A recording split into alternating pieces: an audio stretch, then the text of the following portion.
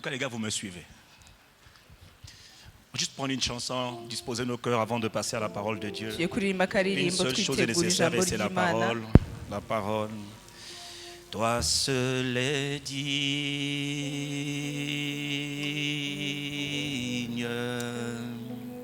de recevoir louange et gloire pour l'éternité.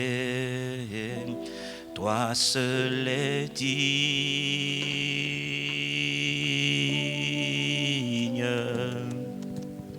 de recevoir louange et gloire pour l'éternité. Toi seul est digne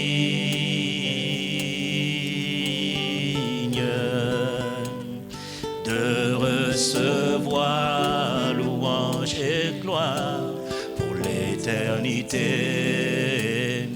Toi seul est digne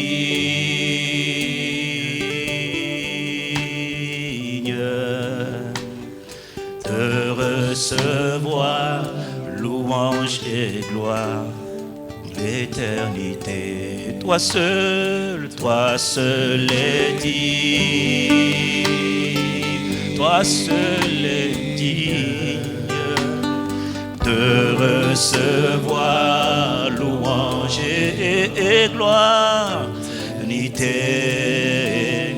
Toi seul est digne, notre Père qui est dans les cieux, de recevoir louange et gloire pour l'éternité, pour l'éternité, pour l'éternité, pour l'éternité, je veux te chérir, pour l'éternité, je veux aimer Dieu, pour l'éternité, je veux t'adorer, pour l'éternité, je suis né pour ton plaisir, pour l'éternité, je veux élever ta majesté, pour l'éternité, je veux t'aimer, pour l'éternité, je suis né pour ton plaisir, pour l'éternité, je veux t'aimer, pour l'éternité, je veux adorer ta majesté, pour l'éternité, papa, je t'aime. Pour l'éternité, mon Jésus, je t'aime. Pour l'éternité, je veux te chérir. Pour l'éternité, je veux adorer. Pour l'éternité, je veux aimer Dieu. Pour l'éternité, tu es ma passion profonde. Pour l'éternité, je veux te chérir. Jésus, mon époux, mon ami, mon confrère. Pour l'éternité, tu es mon papa. Oh, oh. Pour l'éternité, je veux t'aimer. Pour l'éternité, je veux t'adorer. Pour l'éternité, je veux t'aimer. Je veux proclamer ma passion pour toi. Magnifique Esprit de Dieu, je veux t'aimer. Pour l'éternité, je veux t'aimer. Pour l'éternité, tu es ma passion. Pour l'éternité, tu es mon obsession. Pour l'éternité, tu es l'amour de mon cœur. Pour l'éternité, tu es mon trésor profond. Mon trésor de tous les jours, Jésus, tu es.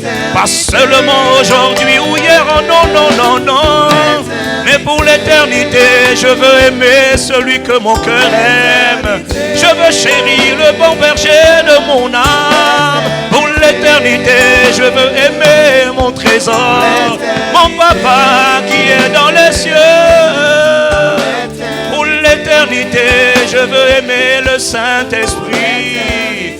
Pour l'éternité, je suis né pour ton plaisir. Pas seulement aujourd'hui, non, non, non, non. Mais pour l'éternité, je veux te chérir. Toi seul est le sujet de ma louange. Pour l'éternité, Y a-t-il quelqu'un pour lui dire pour l'éternité? Y a-t-il quelqu'un pour l'adorer? Pas seulement aujourd'hui, mais pour l'éternité. Reçois tout honneur et toute louange, maintenant et à jamais pour l'éternité. Je veux t'aimer et te chérir, papa. Mon amour de père et mon trésor profond. Je veux déclarer mon amour pour toi. Nous voulons te chérir et t'adorer pour l'éternité.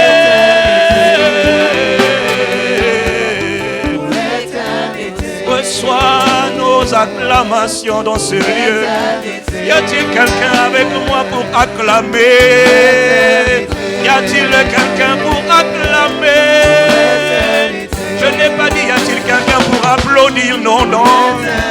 Mais pour pousser les clameurs en son honneur. Acclamer implique toute l'expression du corps. Je acclamerai avec mes mains, avec ma bouche, je célébrerai. Pour l'éternité, j'acclame ton nom. Et maintenant et à jamais. Reçois tout honneur et toute louange et toute gloire. Reçois tout honneur et gloire. Jésus, notre époux, tant aimé. C'est toi qui nous as rassemblés cet après-midi.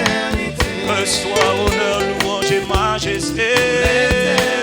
Reçois toi le trésor de nos vies. La passion de nos cœurs, la passion, l'amour de nos cœurs. Nous t'aimons, we love you, Papa. We love you, we desire you, God.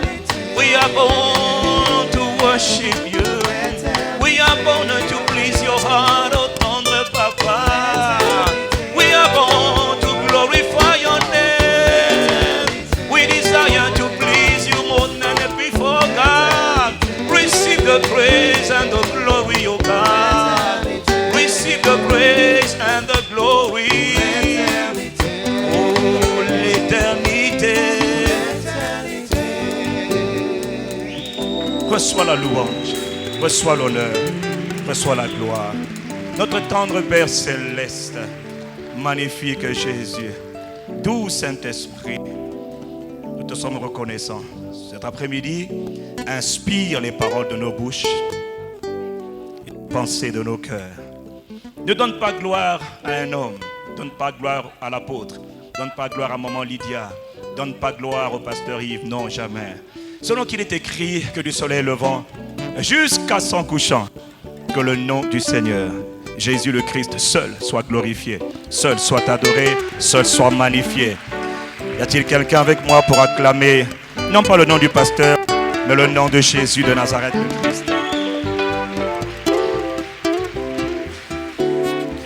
J'ai dit, y a-t-il quelqu'un pour acclamer le nom du Seigneur? Je n'ai pas dit acclamer, acclamer, acclamer.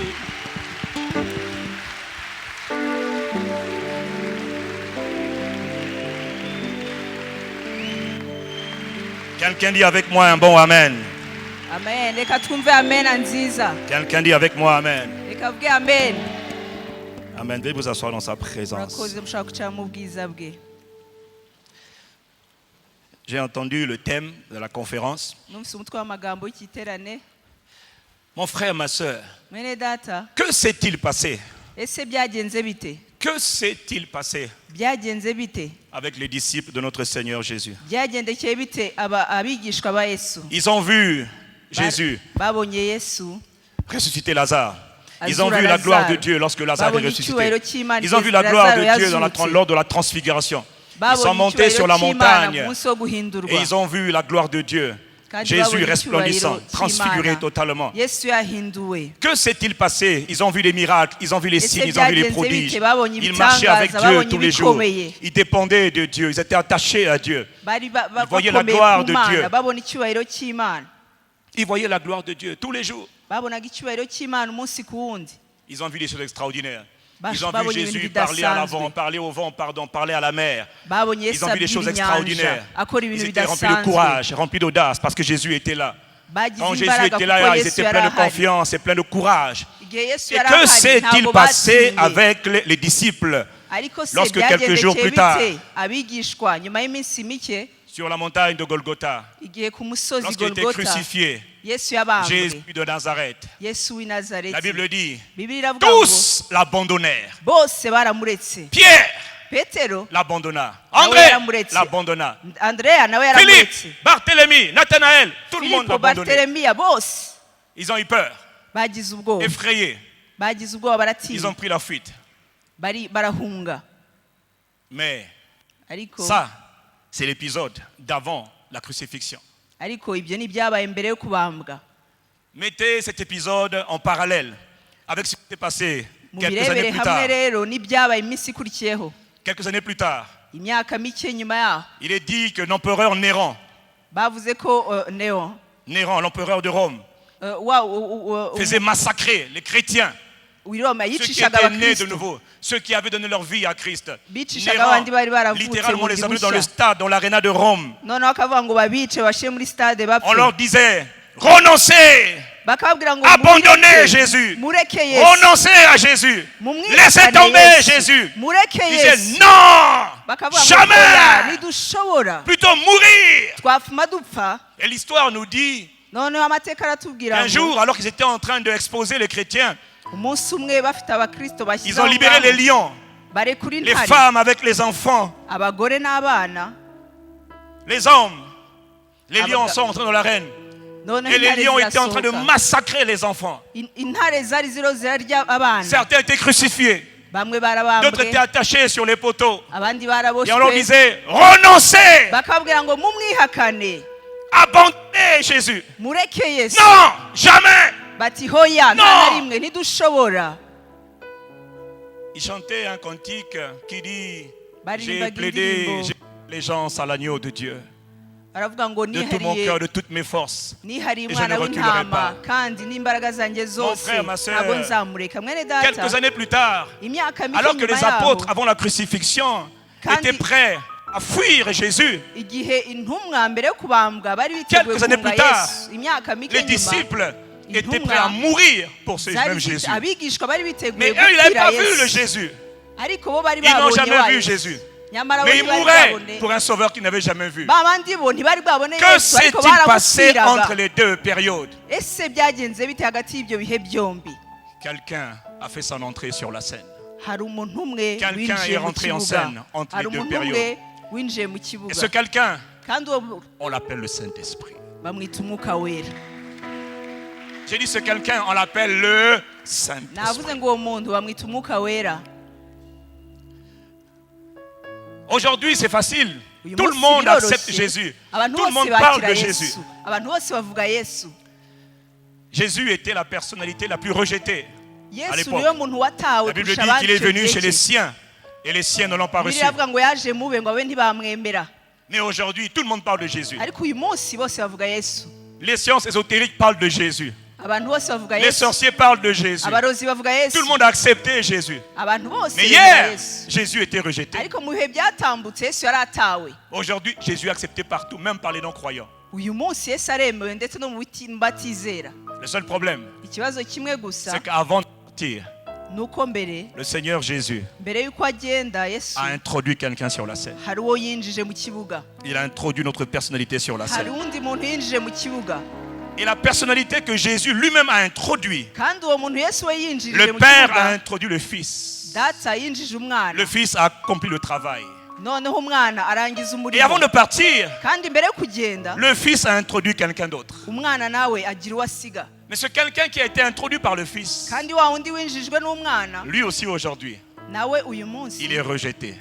Il est la personne la plus rejetée dans l'église. La personne la plus oubliée dans l'église. Le monde ne le connaît pas. L'église ne le connaît pas. On parle de lui tous les jours. On chante même tous les jours. Vous encore ici, vous êtes bien enseignés par la grâce de Dieu. Mais dans beaucoup d'églises, on lui a fermé les portes. Il se tient à la porte et il frappe. Il n'est pas accepté. On l'appelle le Saint-Esprit. Quelqu'un dit avec moi le Saint-Esprit. hagira uvugana nanjye ngo umwuka wera. Dans Jean 14, verset 16, Mu Yohana 14 Jésus nous a pourtant dit, nyamara Yesu yaratubwiye, et moi, je prierai le Père, aravuga ngo nanjye et il vous nzasaba donnera un autre data consolateur. nawe azabaha undi Je mufasha wo prierai le kubana Père, nawe. et il vous donnera un autre consolateur, Nzasenga afin qu'il Imana, demeure nzasenga éternellement data avec nawe abaha vous, undi l'Esprit de mufasha vérité, niwe mwuka que le monde w'ukuri. ne peut recevoir, Ntibishoboka ko parce qu'il ne ab'isi le voit point, ne le bamuhabwa connaît point. kuko batamurora Mais vous, kandi batamuzi, ariko vous le mwebweho connaissez, muramuzi car il demeure avec vous, kuko et abana il namwe sera en vous. kandi azaba muri mwe. Mon frère, ma soeur, Mwene avant de data, partir, mbere yo le kuva aha, Seigneur Jésus nous a introduit une Mwami Yesu autre mbere yuko agenda, Mwami personnalité. Yesu yatweretse undi muntu ukomeye, Il a introduit une autre personne. yinjije undi muntu ukomeye. Dis avec moi le Saint-Esprit. uvuga ngo umwuka wera. Je n'ai pas entendu. Ntabwo nabyumvise, Je n'ai pas suramo ngo entendu. umwuka wera. Les disciples de l'église primitive Abigishwa b'itorero ryo étaient hambere conscients, bari bazi étaient neza, conscients bari bazi de la neza, personne, de la présence bari bazi du ko umwuka Saint-Esprit wera ahari dans leur vie. mu buzima Ils bwabo. avaient entendu les instructions du Seigneur. Bari barumvise amabwiriza Et y'umwami, ils avaient accepté ce que le Seigneur avait dit. bari baremeye ibyo umwami yavuze. Un autre consolateur. Undi mufasha, Ils étaient conscients de la personne du Saint-Esprit, bari bazi neza de ko son ahari, œuvre, bari bazi de son imirimo ye, travail, bari bazi ibyo de la akora, présence bari bazi kubaho du kwe, Saint-Esprit umwuka wera au milieu d'eux.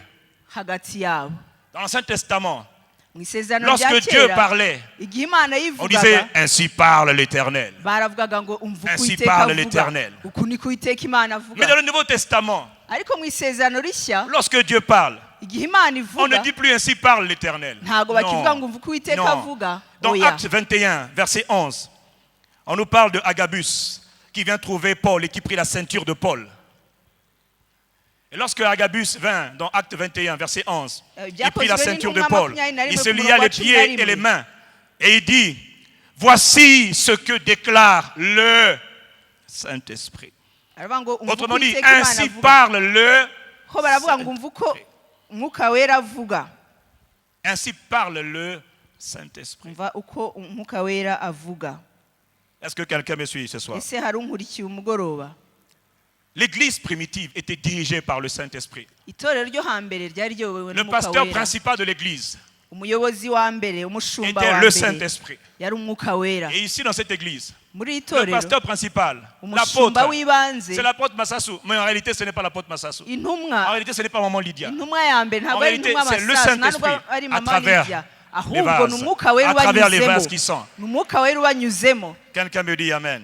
Hagira uvuga ngo amen. Le Saint-Esprit dirigeait l'église. Le Umwuka wera Saint-Esprit niwe choisissait les yayoboraga leaders. itorero. Dans Actes chapitre 20, verset 28, il nous dit, prenez Byakozwe garde n'intumwa à vous-même makumyabiri, et à tout le 18. troupeau sur Aravuga lequel le ngo, Saint-Esprit vous a établi berger, Bwana Yesu évêque, ngo muze. pasteur, arababwira ngo mwebwe bashumba pour paître l'église du Seigneur. muze kugira ngo muragire intama Prenez zanjye, garde muragire à umukumbi tout le troupeau w'Uwiteka, sur mwitondere lequel umukumbi, le Saint-Esprit vous a établi. mwitondere umukumbi De nos jours, c'est umwuka vrai. wera yabashinze. Les gens veulent être pasteurs, bishop, apôtre, évangéliste général sur la base de rien du tout. Non.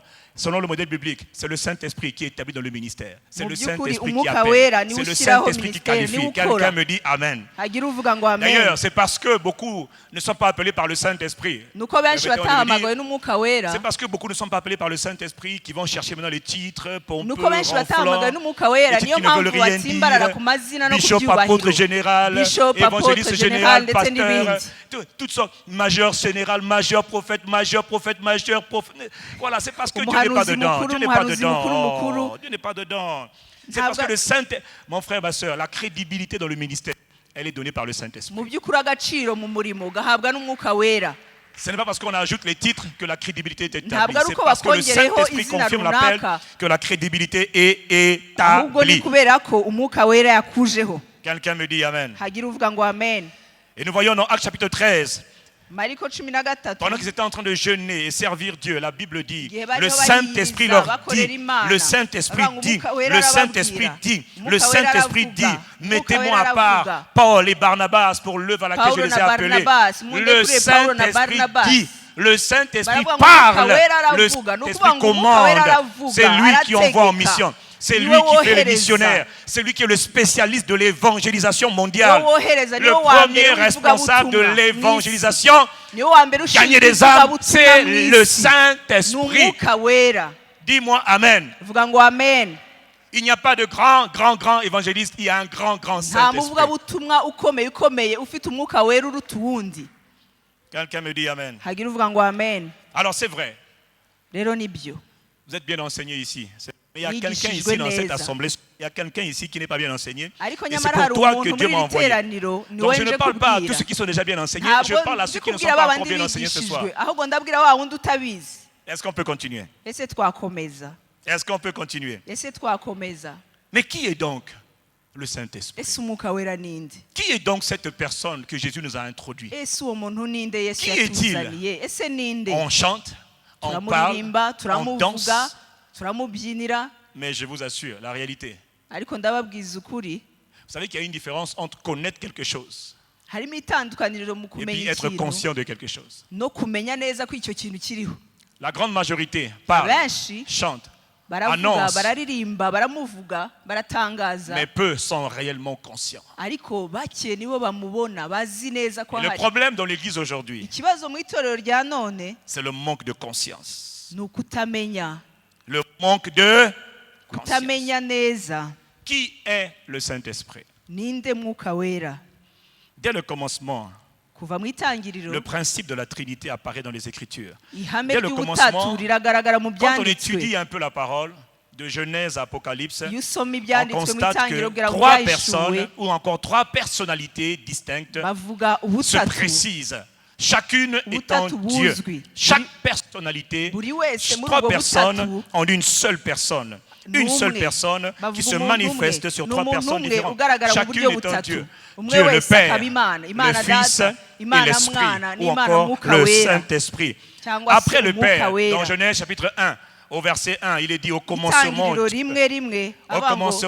Dieu. Au commencement Dieu. Au commencement Dieu créa les cieux et la terre. Et juste après, il est écrit, il y avait les ténèbres à la surface de l'abîme et l'Esprit de Dieu. Quelqu'un dit avec moi l'Esprit de Dieu. Dis avec moi l'Esprit de Dieu. Il dit l'Esprit de Dieu se mouvait au-dessus de la surface des eaux. L'Esprit de Dieu planait sur la surface des eaux. Donc, quand on parcourt les Écritures, on voit bien qu'il existe une unicité et en même temps une différence entre Dieu et l'Esprit de Dieu. Dieu et l'Esprit de Dieu.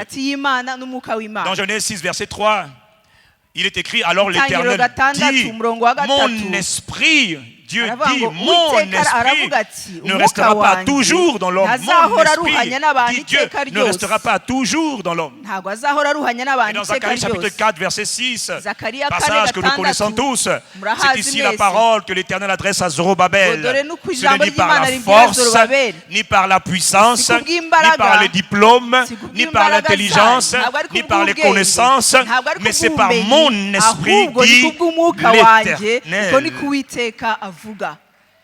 Donc on voit bien qu'il y a une légère différence, mais en même temps il n'y a pas de différence, mais en même temps il y a une différence entre Dieu et l'Esprit de Dieu. Qui est donc le Saint-Esprit? La venue du Saint-Esprit avait été annoncée depuis les temps anciens. La Bible dit que Dieu ne fait rien sans annoncer à ses serviteurs les prophètes. Donc les prophètes avaient prophétisé sur la venue de cette personnalité. Dis avec moi personnalité. Dis avec moi personnalité. Nous parlons d'une personne divine. Est-ce qu'on peut continuer? La venue de l'Esprit de Dieu avait été annoncée depuis fort longtemps. Au 6e siècle avant Jésus-Christ. La maison d'Israël, le peuple de Dieu, passait par une saison difficile. Ceux qui étaient le peuple de Dieu blasphémaient sans cesse Dieu. À cause du peuple de Dieu, le nom de Dieu était calomnié. Le nom du Seigneur était injurié, était critiqué, était sali. Le nom de l'Éternel était souillé. ryari ryaranduye Au 6e siècle, avant Jésus-Christ. mbere yuko Yesu aza. À cause de qui? Son peuple. Kubera iki? Kubw'ubwoko À cause de bwayo. qui? Ses enfants. Kubera abana bayo. Le nom de Dieu izina ry'Imana n'était pas respecté, ntago ryari n'était pas ryubashwe. considéré. Ntago ryari ryubashwe. Est-ce que quelqu'un est avec moi ce soir? Ese hari uwo turi kumwe? À cause de quoi? Le Kubera peuple de iki? Dieu. Ubwoko Autrement bw'Imana. dit, le peuple de Dieu faisait honte à Dieu. Mu yandi magambo ubwoko bw'Imana bwakozaga Imana isoni. Et on voit dans le livre d'Ézéchiel, Ukabona muri chapitre Ezekiya 36, kuva ku gice cya quand on lit à partir du verset 36 22, on ne va wabona pas ku lire murongo wa tout, jusqu'au verset 38, on voit Dieu se lamenter. ukabona Dieu Imana se lamente. iritotomba. Il dit à Imana cause de mon irababaye. peuple, mon nom est sali. À Alors, cause de mon kubera peuple, ubwoko mon nom bwanjye, n'est pas izina respecté. ryanjye À ryarandujwe. cause de mon peuple, mon nom n'est pas Kubera ubwoko sanctifié. bwanjye, izina ryanjye On me ntabwo critique partout, ryejejwe. dit l'Éternel, à cause de mes Bararivuga enfants, nabi à hose cause de mon kubera peuple. ubwoko bwanjye. Alors Dieu dit, voici, je vais faire une chose nouvelle. None Imana 600 iravuga ngo dore ans ngiye avant gukora ikintu Jésus-Christ, gishya. Dieu a annoncé depuis les temps anciens, je veux faire une chose Ibinyejana extraordinaire. byinshi Je imbere vais ya faire Yesu quelque chose de Kristo, nouveau sur la Imana terre. iratangaza Je vais ko igiye glorifier gukora mon ikintu nom. gishya. Je vais sanctifier Igiye mon nom. kubahisha Mon izina nom ryayo. sera honoré. Igiye Mon nom kubahisha sera izina respecté. ryanjye. Izina Sur ryanjye toute la terre, rizubahwa. mon Ku nom isi va être hose, glorifié. izina Mon nom ryanjye sera célébré. rizashyirwa Je vais hejuru. faire une chose Izina nouvelle. ryanjye Je ferai quelque chose qui n'a rizatangazwa. jamais été fait. Ngiye gukora ikintu On kitarigera me gikorwa. dira, on me respectera. Bazanyubaha. C'est ce que Dieu disait. On me Ibyo ni célébrera. iby'Imana. Mais comment? Bazantangaza, Comment? bazanyubaha. Gute? Ézéchiel chapitre 36 nous Ezekiyeli dit comment Dieu allait 36. faire. Qu'est-ce que Dieu allait faire Baratubwira pour icyo que Imana son nom yakoze soit glorifié? kugira ngo Qu'est-ce que Dieu izina allait ryayo faire ryubahwe. pour que son nom soit Kugira ngo élevé, izina ryayo sanctifié, rizamurwe, magnifié? ryezwe, ritangazwe. Et on nous donne une réponse, une partie de la réponse dans Ézéchiel 36 au verset Ezekiyeli 26. 36, Il est écrit, baraduha Dieu dit, igisubizo voilà ce que je vais gito. faire. Aravuga ngo Je dore vous icyo nzakora, donnerai nzabaha. un cœur nouveau. Nzabaha Et je umutima mettrai mushya. en vous un esprit Kandi nouveau. nzashyira muri J'ôterai mwe de votre umwuka cœur, de votre mushya. corps, le cœur de pierre. Nzabakuramo Et je vous umutima donnerai ukomeye un cœur de nk'ibuye, chair. maze mbahe Et au umutima verset woroshye. 27, Ku murongo wa 27, il précise. Donc déjà là au verset 26, il annonce une nouvelle ère. L'ère de la nouvelle création. 26 aravuga ibintu L'ère bishya de la bigiye nouvelle gusohora. création. Igihe cyo L'ère de la kurema nouvelle bushya. naissance. Et au verset Kurema 27, bushya, il dit, kuvuka bushya. je mettrai mon esprit en Aravuga vous. ngo kandi nzabashyiramo umwuka Et je wanjye, ferai en sorte que vous kandi suiviez ntume mes mugendera ordonnances, mu que vous mateka observiez et yanjye, pratiquiez mes lois. mugakomeza n'amategeko Je yanjye mettrai mukayasohoza. mon esprit en vous. Nzabashyiramo umwuka wanjye Je muri mettrai mwe. mon esprit Nzashyira en vous. umwuka wanjye muri mwe. Et quand on regarde la suite du verset, la None suite du wareba passage, ibikurikiye, Dieu a annoncé des choses merveilleuses 600 ans avant Jésus-Christ. Imana Dieu a annoncé yatangazaga ibintu sur la bikomeye terre, imyaka magana il a atandatu annoncé mbere ya au Yesu Rwanda Kristo. une ère Yabibwiraga u exceptionnelle. Rwanda, Il yavugaga disait, igihe je vais faire quelque kidasanzwe, chose. Qu'est-ce que tu vas yatangazaga faire? igihe Qu'est-ce que tu vas faire? kidasanzwe. Il dit, regarde, je vais d'abord vous amener à la nouvelle Aravuga ngo naissance. dore Je vais nzabazanira recréer kuvuka l'esprit. gushya, Je mettrai en nzabaremera vous umwuka un mushya, esprit nouveau. nzashyira Vous muri mu deviendrez mwuka mushya, nouvelle création. Je vais muzahinduka recréer ibyaremwe votre bishya. esprit. Mais après, je ferai une chose. Je viendrai Nzahindura moi-même ibiri muri mwe, habiter à l'intérieur kandi de vous. nzakora igitangaje, nzaza jyewe ubwanjye nture muri mwe. Haleluya. Et Dieu a annoncé déjà que l'arrivée de l'Esprit, et à la suite du passage, si on lit le passage après, en fait il est en train d'expliquer que l'arrivée de l'Esprit, ou encore quand l'Esprit viendra, bigaragara ko igihe umwuka wera il te azaza rendra capable d'obéir à Dieu. azagushoboza Il te kubaha rendra Imana, capable de suivre Dieu. azagushoboza Il te rendra gukurikira Imana, capable d'aimer Dieu. azagushoboza gukunda Imana, Il te rendra capable de marcher dans la sanctification. azagushoboza Il te rendra kugendera mu capable de kwezwa, faire plaisir à Dieu. azagushoboza kunezeza Imana. 600 ans avant Jésus-Christ, Imyaka magana atandatu il a mbere ya Yesu annoncé Kristo qu'il y aura yari un temps sur la terre, yaratangaje ko au Rwanda hazaba et igihe ku ailleurs, isi, mu où Rwanda sans faire trop n'ahandi, d'efforts, sans Aho faire trop d'efforts, maintenant, udashizemo imbaraga on zawe pourra faire plaisir à Dieu. tuzanezeza Imana. On n'aura plus besoin de pécher tout le temps. Ntabwo Pécher, tuzaba pécher, dukeneye pécher. gucumura Hein, hein. gucumura Quand gucumura l'Esprit hoya, viendra, kuba igihe Quand umwuka wera l'Esprit viendra, azaza tu haïras le péché. uzanga Tu icyaha, détesteras le péché. uzanga icyaha, Tu rejetteras le péché. uzajugunya Quand icyaha. c'est ce qu'il a annoncé, c'est pas moi, c'est lui. Ibyo ngibyo nibyo yatangazaga icyo gihe, Dis-moi si jyewe. amen. Vuga ngo amen. Dis-moi Amen. Mbwira ngo amen. Il lisait le passage, il disait quand l'Esprit viendra, Musome ceux qui aimaient neza, l'impureté, yaravuga ngo, igihe ils aimaient toujours umwuka les choses wera impures, azaza, impures, impures. Quand l'Esprit viendra, ba bandi babaga mu byaha ils deviendront batejejwe, purs. igihe umwuka Ils wera aimeront la azaza, pureté. bazaba- Ils aimeront la bazabona sainteté. kwezwa, La bazabona sainteté sans faire d'effort. gutunganywa, La bazabona sainteté kwezwa naturelle. badashyizemo imbaraga zabo. Oh, dis-moi Amen. Muvuge ngo amen. Toujours dans Ézéchiel 36, il nous dit, quand l'Esprit viendra, il changera les conditions de vie. Là où il y avait la pauvreté, il dit, c'est pas moi qui dis, quand l'Esprit viendra, il transformera la pauvreté en richesse, en abondance. Fini la galère, fini le manque, fini la sécheresse. Quand l'Esprit viendra, 600 ans avant Jésus-Christ, ça a été prophétisé. Quand l'Esprit viendra, il apportera la reconstruction, il apportera la restauration. Quand l'Esprit viendra, mon frère, 600 ans avant Jésus-Christ, il disait que s'il n'y a pas l'Esprit qui vient habiter, il n'y a pas de restauration. La restauration véritable commence par la venue de l'Esprit à l'intérieur. Quelqu'un me dit Amen. Et même, un peu plus loin, toujours dans Ézéchiel 36, il explique que lorsque l'Esprit viendra, il se produira quelque chose. Les gens qui te connaissaient, c'est ce qu'il disait. Il disait les gens qui vous connaissaient, les gens qui vous côtoyaient, ils verront en vous une profonde transformation. Ils verront une transformation radicale. Pourquoi? Parce que quelque chose va se passer à l'intérieur de vous lorsque l'Esprit viendra en vous. Quelqu'un me dit Amen. C'était une prophétie donnée. Et il disait, quand les vies seront transformées, quand les gens médiocres deviendront excellents, quand les pécheurs deviendront, haïront le péché, mon nom sera élevé, mon nom sera sanctifié, mon nom sera glorifié au milieu de mon peuple. Frère, c'est ce qu'il disait. C'est ce qu'il annonçait déjà. Et dans le livre de Jérémie au chapitre 31, pareil. Dans Jérémie 31, Dieu a annoncé au 7e siècle avant Jésus-Christ. Jérémie 31, verset 23, où il dit, voici l'alliance que je ferai avec la maison d'Israël. Après ces jours-là, dit l'Éternel, après ces jours-là, je mettrai ma loi au-dedans d'eux. Je l'écrirai dans leur cœur. Je serai leur Dieu et ils seront mon peuple. Celui-ci n'enseignera plus son prochain, ni celui-là son frère, en disant connaissez l'Éternel, car tous me connaîtront, depuis le plus petit jusqu'au plus grand. Je pardonnerai leur iniquité et je ne me souviendrai plus de leur péché. Là encore, mon frère, ma soeur, 700 ans avant Jésus, Jérémie a prophétisé. Il a dit il y aura un temps sur la terre où Dieu viendra habiter lui-même à l'intérieur. Il va imprimer la parole dans les cœurs. Il va imprimer dans les cœurs. Il marquera par sa parole. Et nous rendra capables d'obéir à sa parole. Et obéir ne sera plus difficile. Ça ne sera pas pénible d'obéir. Il suffira de demeurer.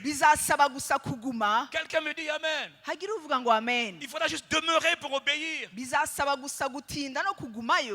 dit mon peuple, dans Jérémie 31, il dit mon peuple ne dépendra plus des autres.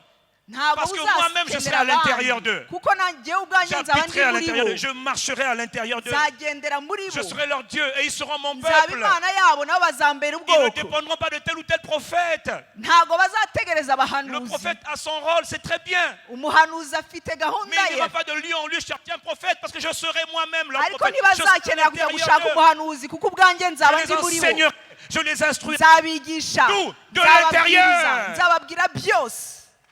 De l'intérieur, dis-moi Amen. Quand ils seront faibles, je les soutiendrai. Ils n'auront pas besoin d'aller dire priez pour moi, priez pour moi, priez pour moi, priez pour moi. Je serai leur force, je serai leur aide, je serai leur bras. Quelqu'un me dit Amen. Ça, c'était dans l'ancienne alliance, 700 ans avant Jésus-Christ. Tu as annoncé des temps merveilleux.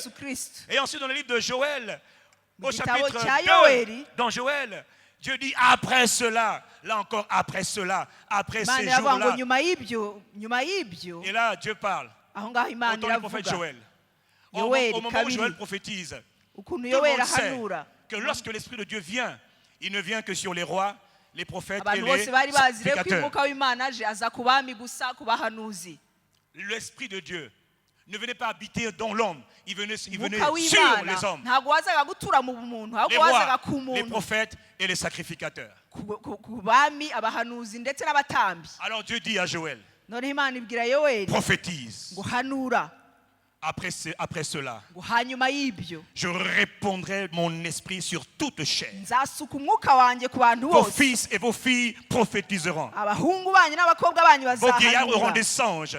abakambwe banyu Vos jeunes gens auront bazarota, des visions. n'abasore banyu bazerekwa. Et puis après, il dit, noneho haranavuga ngo même sur les domestiques, ndetse même sur n'abagaragu les banyu esclaves, ndetse n'imbata même sur ceux qui ne sont pas considérés, ndetse na ba bandi même sur ceux badahawe qui n'ont pas agaciro, étudié, ndetse no kuri même ba sur bandi ceux des moins que batize, rien, ndetse na ba bandi même les badafite héros, agaciro nabo les héros de la bazambona. société. Il dit, Ba bandi je répandrai batawe. de mon esprit aravuga ngo nzasuka et umwuka ils wanjye prophétiseront. kandi bazahanura. Hey, Hey, frère, mwene data imaginez Joël. mwibaze Joël, yoweri prophétise.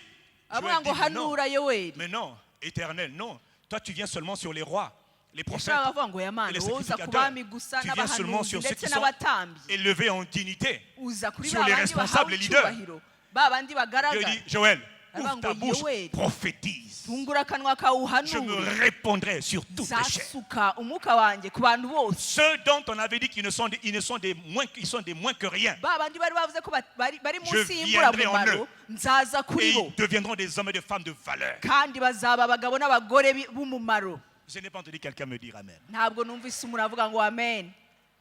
Quelqu'un me dit Amen. hagira umbwira ngo amen. Tout cela a été prophétisé. ibyo byose byarahanuwe Longtemps avant. mbere cyane, 600 ans avant. imyaka 600 Dieu a imbere annoncé imana yarabihanuye. la venue imana yaratangaje de son kuza esprit k'umwuka à wayo l'intérieur mu muntu. de l'homme. Est-ce qu'on peut continuer?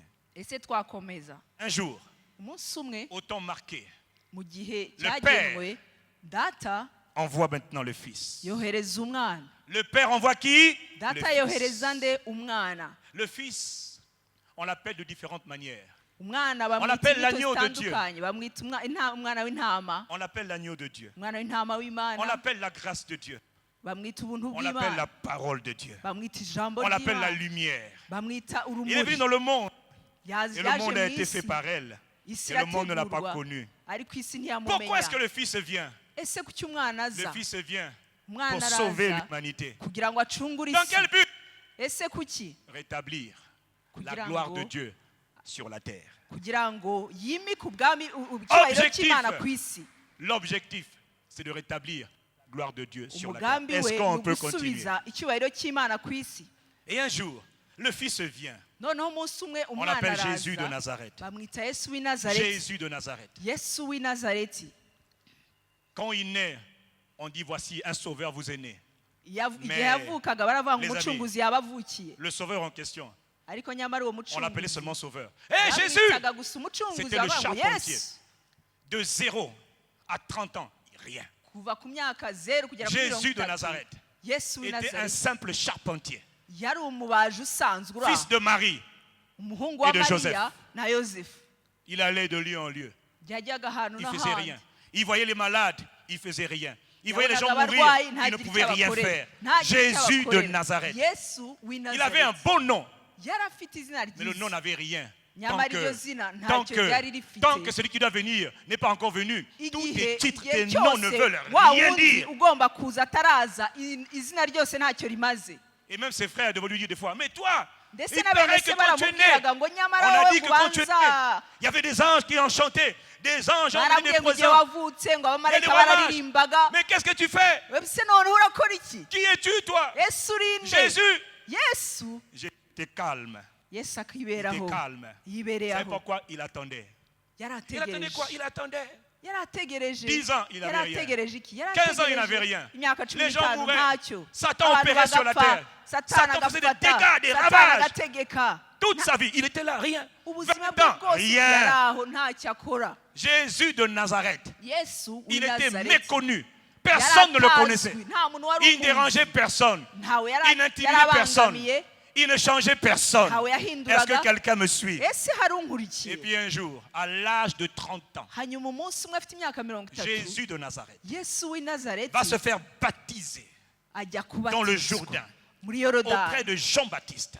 hamwe Et la Bible na yohana umubatizi Lorsqu'il rentre dans les eaux du baptême, yinjiye muri lorsqu'il amazi sort des eaux du baptême, asohotse mu tout à mazi coup, ako kanya yohana arabona j'envoie yohana abona celui que Jésus attendait. wa wundi yesu Celui que Jésus yarategereje attendait. wa wundi yesu yarategereje Il vint comme une colombe. ngo Sous aza la forme d'une nk'inuma colombe. aza Il vient afite se ishusho poser sur lui. y'inuma ngo Ce aza jour-là, izimuhagararaho ce uwo Jésus de munsi Nazareth, uwo yesu w'i qui nazareti était méconnaissable, utaruzwi est devenu quelqu'un. ahinduka umuntu uzwi Pourquoi? kuki Parce que kuko la personne la plus importante sur la terre kuko umuntu ukomeye kurusha abandi ku isi est enfin arrivée. yari ahageze Et la Bible dit, bibiri ikavuga ngo il a rempli Jésus de Nazareth. ngo yuzuza yesu w'i Et ce nazareti jour-là, mon frère, ma soeur, kandi uwo munsi mwene Jésus de data Nazareth yesu w'i a perdu nazareti sa liberté. Il Ya- a perdu son yatakaje indépendance. kwigenga Il a kwe. perdu son autonomie. yatakaje Maintenant, ubwigenge quelqu'un bwe d'autre a pris le contrôle de la vie de ahubwo Jésus. undi muntu yafashe Et la ububasha Bible ku dit, buzima bwa Jésus yesu kirisito conduit par le Saint-Esprit. yesu yayoborwaga n'umwuka Il wera était conduit par le yayoborwaga Saint-Esprit. n'umwuka wera Il était conduit par le yayoborwaga Saint-Esprit. n'umwuka wera Il ne faisait plus ce qu'il voulait. ntabwo yari agikora ibyo Il était ashaka soumis.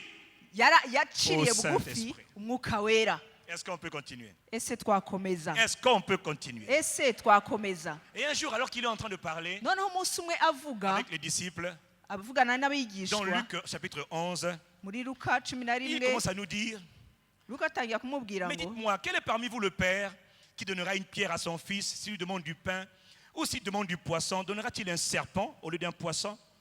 aravuga ngo Demande mbese un œuf. ninde muri mwe Donnera-t-il un ufite umwana scorpion?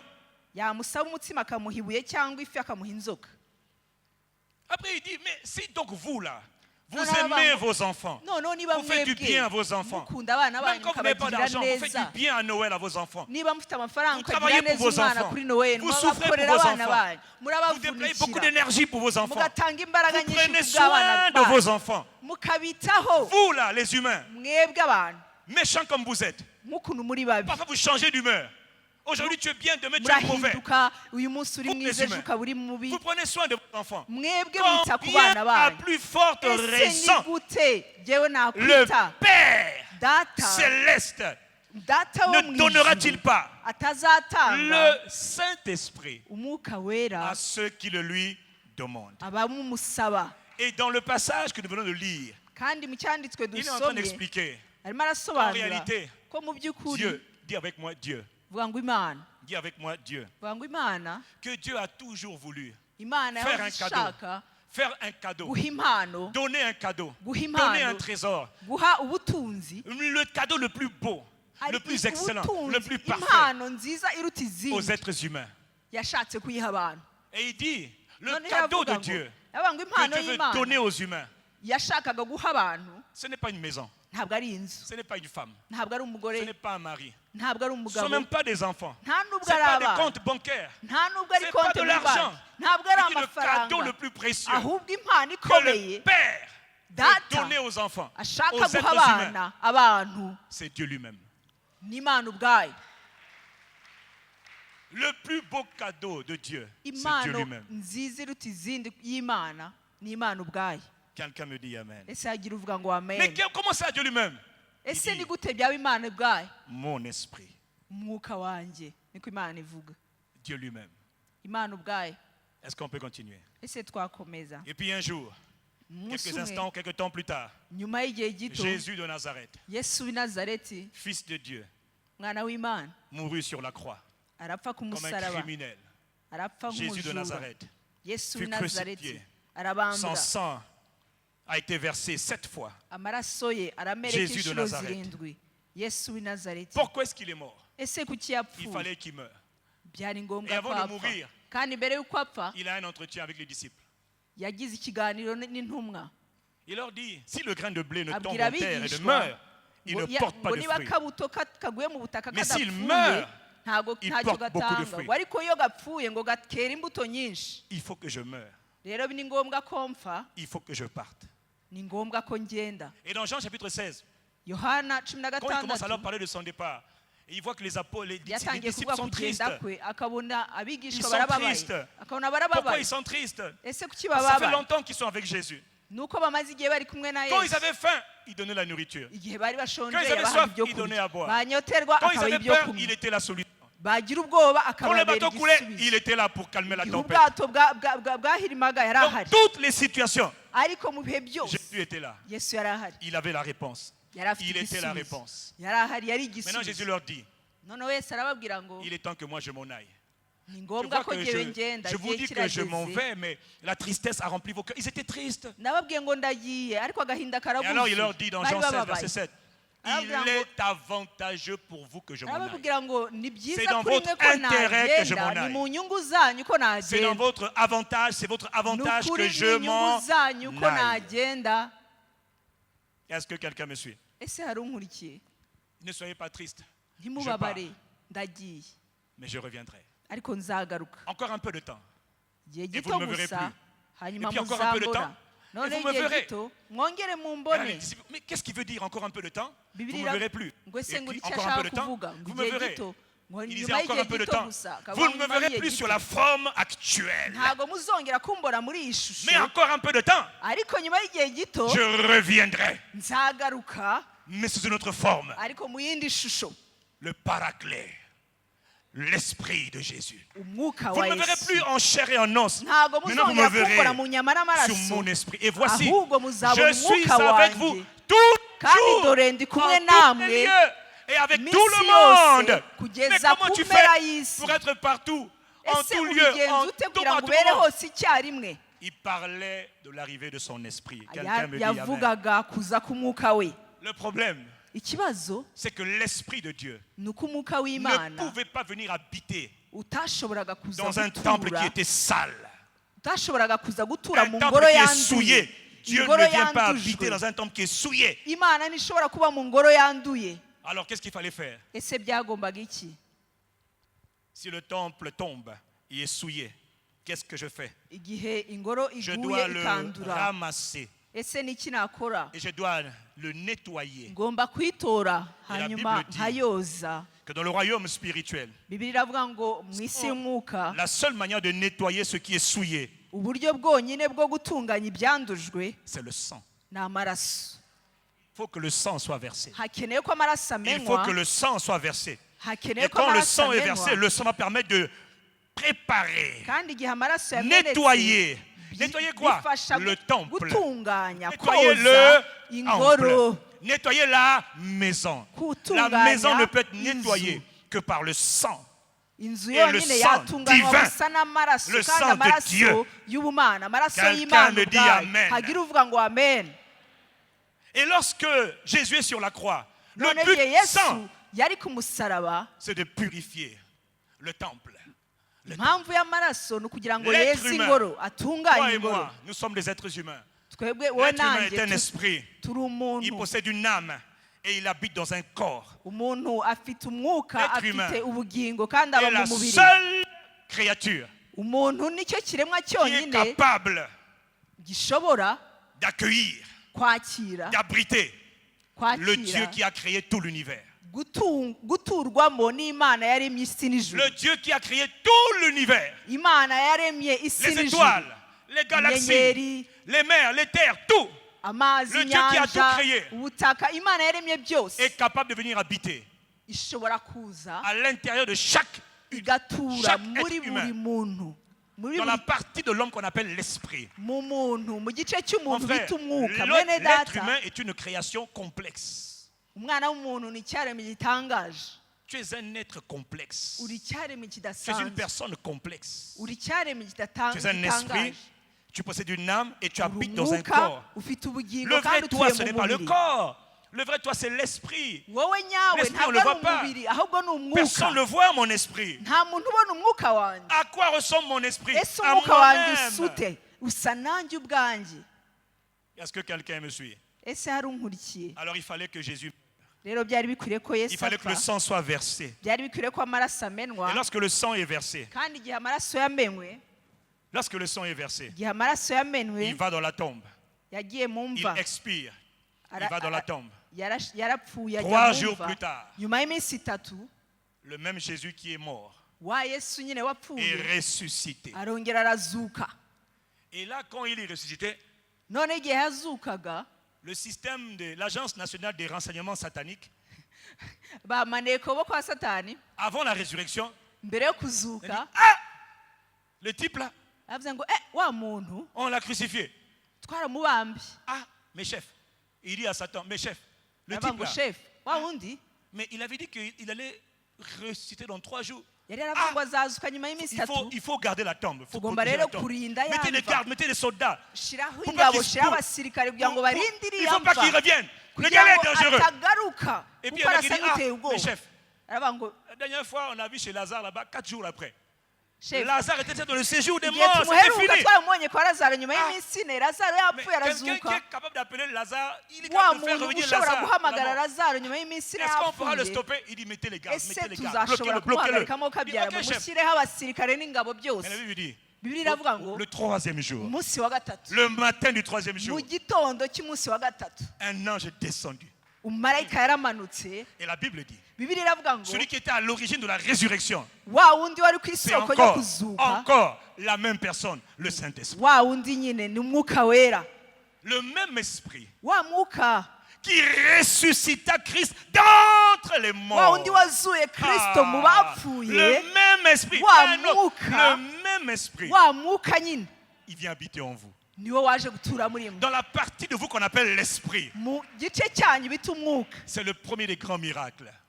Dis-moi Amen. vuga ngo amen. Mais que se passe-t-il? ese byagenze bite Lorsqu'il renaît, igihe yongeye regardez, kuvuka? le gars-là l'a eu. Oh, il nous a eu. Ah! yadushoboye. Non seulement il ressuscite, mais il ressuscite avec les clés. ahubwo la ntabwo mort yazutse et gusa du séjour ahubwo des morts. yazukanye imfunguzo z'urupfu. Maintenant, il est le maître incontesté, absolu dore de uyu toute la munsi création. niwe mwami De tout vers ibyaremwe byose visible. byose ibigaragara Quelqu'un me dit amen. n'ibitagaragara.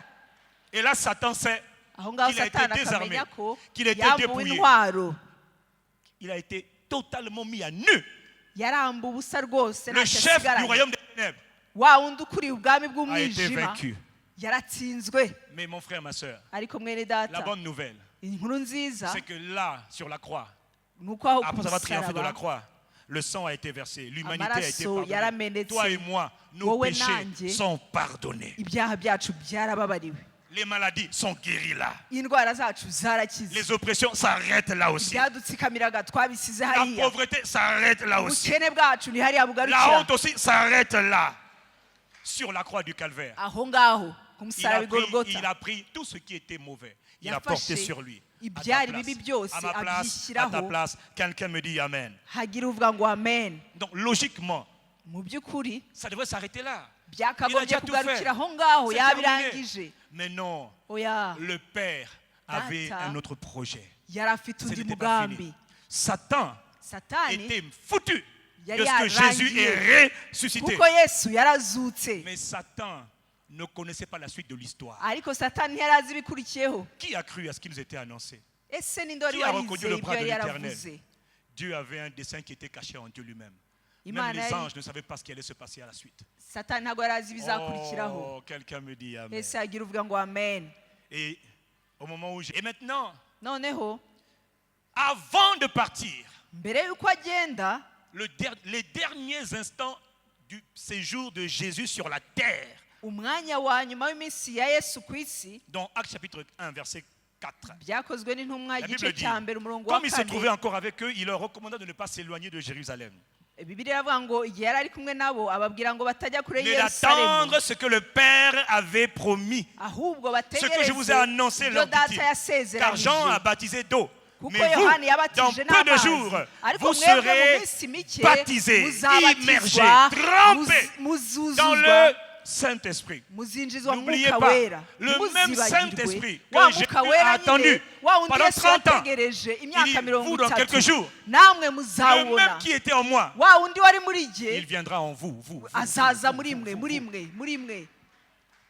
Quelqu'un me dit Amen. hagira umbwira ngo amen. Et au verset 8, il leur dit, umurongo wa Mais- munani aravuga ngo vous recevrez une puissance. ngo Le icyakora Saint-Esprit survenant muzahabwa sur vous imbaraga, et vous serez mes umwuka témoins wera à Jérusalem, azabamanukira ngo en kandi Judée, en muzaba abagabo Samarie, bo kumpamya jusqu'aux extrémités de la yerusalemu terre. yudaya yose ngo ndetse Après- n'i samariya kugera ku mpera y'isi. Après avoir dit cela, ngo amaze kuvuga atyo il fut élevé azamurwa pendant qu'il le regardait. bakimureba. Autrement dit, Mu yandi les magambo dernières phrases, les amagambo ya dernières nyuma paroles amagambo de ya nyuma Jésus de Nazareth, le Christ, Yesu w'i Nazareti c'était: Kristo, vous recevrez une puissance. muzakira imbaraga. Il vient, celle du Iziraje. Saint-Esprit. Izo mbaraga ni umwuka Vous wera. recevrez le Saint-Esprit, sa puissance. Muzakira umwuka wera Et n'imbaraga vous ze, deviendrez mes témoins. kandi muzaba abagabo bo À kumpamya Kigali et dans toutes Kigali, les extrémités du Rwanda, ndetse no ku mpera jusqu'au zose fin z'u fond de la Rwanda, terre. ndetse no ku mpera zose z'isi. Mais pour ça, il Ariko faut l'attendre. Il faut attendre qui? mukeneye kumutegereza. Dis avec moi le Saint-Esprit. Gategereza nde? Umwuka wera. Dis avec moi le Saint-Esprit. Hamwe nanjye ngo umwuka wera. Pourquoi? Kuki? Parce qu'il fallait que le sang soit versé Kuko byasabye amaraso kumeneka pour que l'Esprit revienne. kugira ngo umwuka agaruke. L'Esprit de Dieu, Umwuka w'Imana pour venir habiter, kugira ngo aze il gutura faut que je devienne une nouvelle création. bisaba ko muhinduka Il ibyaremwe faut que le bishya. temple où il doit habiter soit propre. Bisaba ko ingoro agomba guturamo Et pour que yezwa. le temple soit propre, Bisaba ko yezwa il faut que mon esprit soit igatunganywa recréé. kugira ngo umwuka we Et pour que aturemo. mon esprit soit recréé, Kugira ngo umwuka wanjye je dois yongeraremo naître de nouveau. ngomba kuvuka bundi bushya. Et pour naître de nouveau, Kandi kugira ngo uvuke bundi je dois bushya reconnaître Jésus comme mon Seigneur et mon Sauveur. ngomba kwemera Yesu Kristo Dis-moi nk'umwami amen. n'umukiza. Vuga ngo amen. Dis-moi Amen. Mbwira ngo amen. Donc l'enjeu, Ikirimo rero, le but de tout le processus, umugambi wa ce byose n'était pas seulement le sang versé, ntabwo yari amaraso kumeneka, c'était le retour de Dieu sur la terre. ahubwo kwari ukugaruka Le kw'Imana ku but de la isi. croix, Mbese umugambi ce n'était w'umusaraba pas seulement de racheter les pécheurs, ntabwo kwari ugucungura sauver abanyabyaha les péchés, gusa, purifier, pardonner les péchés. kweza gukuraho ibyaha, C'était de faire revenir ahubwo kwari ukugarura le boss bose sur la terre. ku isi. Faire revenir Kugarura. le Dieu qui a créé l'univers. Imana yaremye Sur la isi terre. yose ku isi. Mais où sur la terre? Et À c'est- l'intérieur de l'être humain. Mu Plus muntu. question d'aller à Jérusalem pour adorer. Ntabwo ukeneye kujya i Yerusalemu kugira ngo urame. Non, le Dieu qui a créé l'univers Imana yaremye isi était n'ijuru fatigué yari d'habiter inaniwe dans les kuba temples fins de main, dans les temples qui étaient faits kuba par mu des hommes. ngoro mu nzu zubatswe Dieu ne n'ibiganza voulait pas habiter dans les by'umuntu. cases, Ntabwo yashakaga pas dans kuba les mu arches, tuzu, pas dans les mu tabernacles. nguge Dieu cyangwa voulait se mu habiter mahema. à l'intérieur de Imana chaque être yashakaga humain kuba qui a muri cru buri en muntu Jésus de yaremye Nazareth, le Christ. binyuze muri Yesu Kristo w'i Nazareti Kristo. Est-ce que tu m'entends, mon frère? Ese uranyumva mwene Voilà data? qu'il leur a dit: restez dans la ville et attendez ce que le Niyo mpamvu Père yababwiye ngo a mugume mu promis murwa depuis maze 700 ans. mutegereze ibyo Depuis Uwiteka 600 ans, ce que yasezeranije. le Père avait promis, ça va Mutegereze ibyo s'accomplir data maintenant. yasezeranije birasohora Ce que nonaha. le Père avait dit depuis 600 ans Ibyo est sur data le point yavuze de imyaka s'accomplir magana atandatu sur la terre des yabanje, vivants maintenant. birasohora ku isi y'abaziba ubu uyu munsi. Et là, lorsqu'il leur dit, la Bible dit, il fut élevé Ngo nyuma dans les airs. y'ibyo Et la bamaze nuée les kubabwira déroba à leurs yeux. Ils atyo étaient là. barazamurwa. Qu'est-ce qu'il a dit? Il a Ngo dit: nuko restez basigara bavuga ngo dans ese la avuze ngo ville, iki? car vous recevrez la personne du Saint-Esprit Yaravuze ngo et sa mutegereze kuko puissance. Et muzakira vous allez voir vos umwuka vies wera ndetse radicalement n'imbaraga ze. changer. Ngo hanyuma mubwire Vos isi vies ngo seront muhinduke. métamorphosées. Dis-moi Amen. Vuga ngo amen. 10 jours plus tard, Nyuma y'iminsi 10, 10 jours plus tard, nyuma y'iminsi 10, 10 jours après l'ascension, nyuma y'iminsi 10 les apôtres azamuwe, étaient dans la chambre haute. Ils étaient 120 disciples dans la intumwa chambre zari haute. mu cyumba cyo Ils hejuru étaient enfermés. bakingiranye, Ils avaient peur. bari bafite ubwoba, Peur des Juifs, batinya peur abayuda, des Romains. batinya Quand abaroma. quelqu'un rentre, il dit: Hé, c'est qui est là? Umuntu yakwinjira bati yewe Ils we aimaient ninde? Jésus. Bakundaga Ils Yesu, adoraient Jésus. baramyaga Mais ils Yesu, étaient dans la peur. ariko bari bafite ubwoba, bari bafite ubwoba. Si on nous trouve, Nibatubona yewe we, coco, coco, c'est qui? bakomanga bati se baba we, Ah, c'est Jacques. Ah, Kota, Ah, papa, ni Kota. Yakobo, ngwino ngwino. C'est seulement lui. Ah, ni Ils wowe avaient nyine. peur.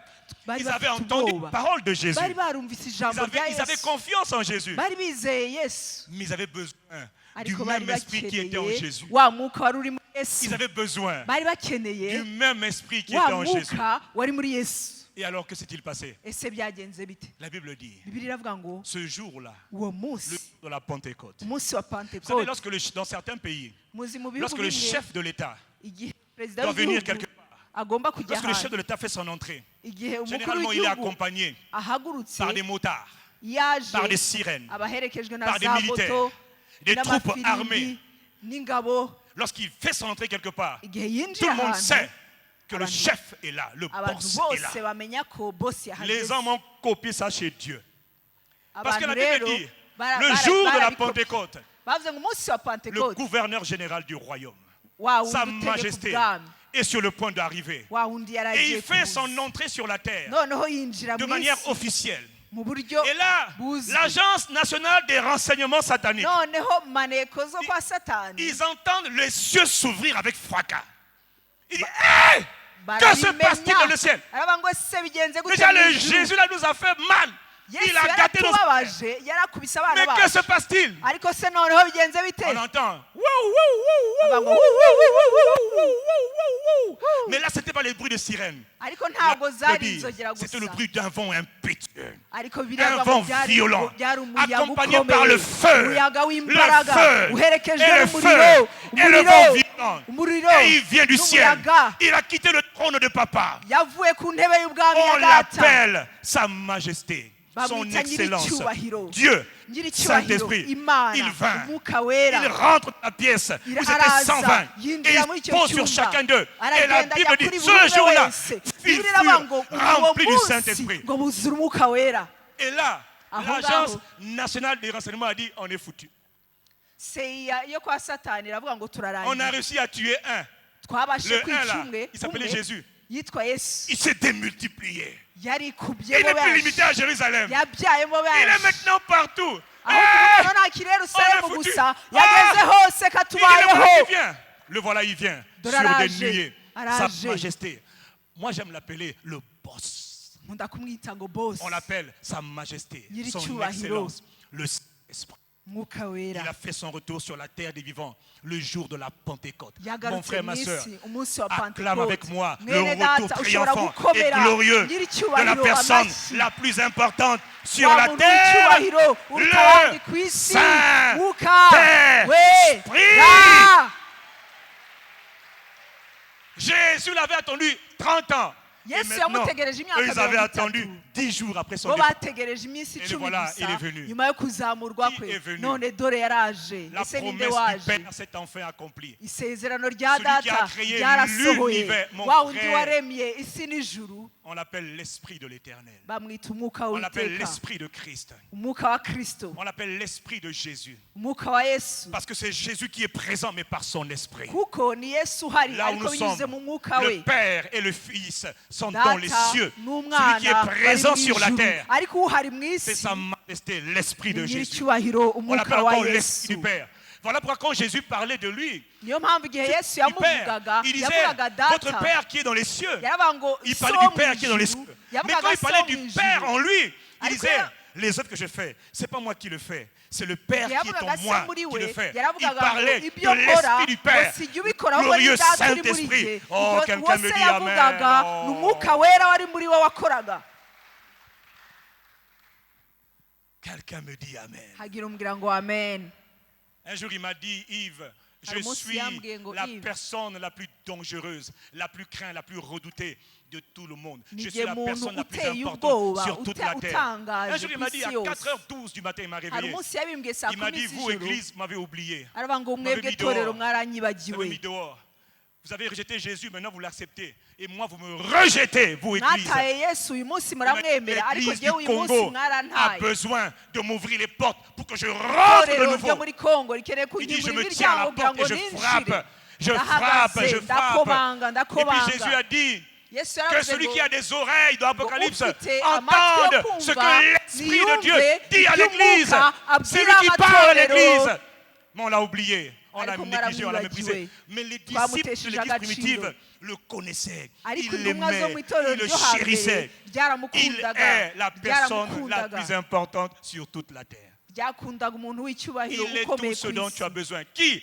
Le Saint-Esprit. ni wa wundi niwe dukeneye umwuka wera Lorsqu'il est rentré Igihe dans la vie de yagarutse, Jésus de Nazareth, Jésus a été transformé. En 3 heures et demie, il a marqué sa génération. Toi et moi, nous sommes les mu myaka produits. itatu yahinduye igihe cye 3 heures et demie, il a bouleversé le imyaka monde. itatu n'igice yahinduye isi yanyeganyeje isi Qui? Le Saint-Esprit. inde umwuka Il est wera venu sur un homme ordinaire qu'on appelait Gédéon. yaje ku muntu Il a usanzwe transformé la witaga vie de Gédéon. gideyoni ahindura ubuzima bwa De gideyoni zéro, il en a fait un héros. Qui? Le amuvana ku Saint-Esprit. busa amuhindura intwari. Inde? Umwuka wera. Il est venu sur Élie. Il a transformé la vie de Élie. Yaje kuri Le Eliya Saint-Esprit. ahindura ubuzima bwe. David Dawidi était un petit jeune homme ordinaire, yari sans umugabo rien. usanzwe utazwi. Mais lorsque le Saint-Esprit est venu, Ariko igihe umwuka wera David a yamujeho été transformé. Dawidi yarahinduwe. Pierre, Petero, Jean, Yohana, Jacques Yakobo étaient des peureux, bari des abanyabwoba. trouillards. Bari abanyabwoba. Mais le jour de la Pentecôte, Ariko umunsi wa mon frère, Pentekote, bene data, le Pierre qui avait peur, Petero wa munyabwoba il a été transformé. Un yarahinduwe. des premiers signes, quand le Saint-Esprit rentre, possède quelqu'un, Iyo saisit umwuka quelqu'un, wera afite Frère, umuntu yinjiye mu ce n'est pas le muntu, parler en langue seulement, ntabwo ari ukuvuga mu ndimi gusa, c'est le courage, ahubwo ni ugushira c'est amanga, l'audace, ni c'est ugushira la amanga hardiesse. n'imbaraga. Quelqu'un qui avait peur, Wa undi wari il umunyabwoba se lève et dit: hé, homme frère, agahaguruka akavuga ngo ces hommes et ces noneho femmes ne sont pas harageze. ivres. Non! Oya, Dieu, mais c'est pas celui qui se cachait. Je ne me cachais plus. uyu si wanjye Que toute wihishaga, la maison ntabwo d'Israël nzongera sache kwihisha. Que Dieu a fait Seigneur et Christ. Ce Isi yose Jésus. imenye ko Yesu avez ari crucifié. Kristo. Il dit: hé, qu'est-ce qui s'est passé? Bavuga ngo se byagenze bite? Quelqu'un est arrivé à l'intérieur. Hari uwahageze, Le majestueux, le glorieux Saint-Esprit. nyiricyubahiro, mwuka wera. Quelqu'un me dit Amen. Hagira umbwira ngo amen. Je n'ai pas entendu. Ntabwo numvise ngo J'ai dit: amen. quelqu'un me dit Amen. Hagira umbwira ngo amen. Dis-moi Amen pour le Saint-Esprit. Vuga ngo amen, bwira umwuka wera. Mon frère, Ene data, notre problème, ikibazo cyacu nous parlons du Saint-Esprit, tuvuga umwuka wera, mais nous ne sommes pas conscients ariko qu'il ntabwo tuzi neza est l'Esprit de Jésus. ko ari umwuka wa Yesu. Un jour, le Seigneur m'a dit: Hari umunsi Imana je yambwiye ne viens pas ntabwo nza pour t'élever. kugira ngo Quand je nkuzamure. viens dans ta vie, et ça c'est bon que tous les ministres de Dieu l'entendent. Kandi Bon, ibi ni byiza ici ko vous êtes abakozi enseignés. b'Imana bose Mais comme de babyumva. nos jours, quand le Saint-Esprit vient, Igihe umwuka vous wera voyez, aza, on parle de l'onction. tuvuga L'apôtre Jacques amavuta. parlait de l'onction. L'apôtre aussi, Jésus a parlé de l'onction Intumwa ce matin. Jacques yavugaga Mais on a oublié qu'il y a amavuta deux onctions. gusigwa. Il y a Turavuga l'onction gusigwa. intérieure et Hariho il y a l'onction gusigwa extérieure. kw'indani, Quand hariho le gusigwa Saint-Esprit kw'inyuma. vient, Igihe umwuka wera c'est l'onction yaje, intérieure. Il Umu- change ton cœur, gusigwa change ton kw'indani, caractère, change ton guhindura comportement, umutima wawe, change tes paroles, guhindura change tes imiterere valeurs, yawe, change, enlève guhindura l'impureté. agaciro, Il te convainc de pécher. kuraguhindura. Dis-moi Amen. Vuga ngo amen. Les gens immatures ne voient que l'onction extérieure comme les Samson. Il Abantu fait des choses b'abana extraordinaires. badakuze, Miracles. Nous tous on croit aux bavuga miracles. ibi- Et par la bavuga grâce de Dieu, on voit des ibitangaza, bavuga miracles. On indirimbo, voit des bavuga- guérisons, c'est bien. bavuga gukira Le gusa. problème, c'est que quand l'Esprit de Dieu qui vient en toi n'a pas changé l'intérieur, Ikibazo iyo tu vas umwuka croire que aje tu es muri wowe quelqu'un. ataguhinduyemo imbere, Bon, je deviens l'homme du moment. uraza ukavuga ngo ndaje Le rero prophète major umuntu général ugezweho, apôtre. major general intumwa, Prophète Toto. profete ugezweho. C'est parce que l'Esprit de Dieu n'a pas travaillé l'intérieur. Nuko umwuka Le w'Imana problème, c'est que atakoze le muri wowe Saint-Esprit imbere. est un gentleman. Il ne Nuko force umwuka pas le wera passage. ni umugabo Il ne force w'icyubahiro, pas le passage. ntabwo afata ku ngufu, Il a une ntabwo volonté, yinjira ku ngufu. tu as une volonté. Qu'est-ce que dois-je faire? Afite ubushake, niyo mpamvu Soumettre ta ategereza volonté ubushake. au Urasaba Saint-Esprit. iki rero? Fata ubushake Tu dois bwawe soumettre ta volonté. ubutambire Et c'est umwuka là que wera, beaucoup ont péché. ubumuharire. C'est là que beaucoup ont été disqualifiés. Hommes de Dieu, femmes de Dieu, disqualifiés. Parce que dès que l'onction a commencé à opérer un peu, ça y est, Nazamoto, je suis quelqu'un. I'm somebody. Bon, Kuko je sais igihe pas umwuka comment wera on dit en atangiye Kinyarwanda. gukora utangira kuvuga ngo dore mbaye umuntu.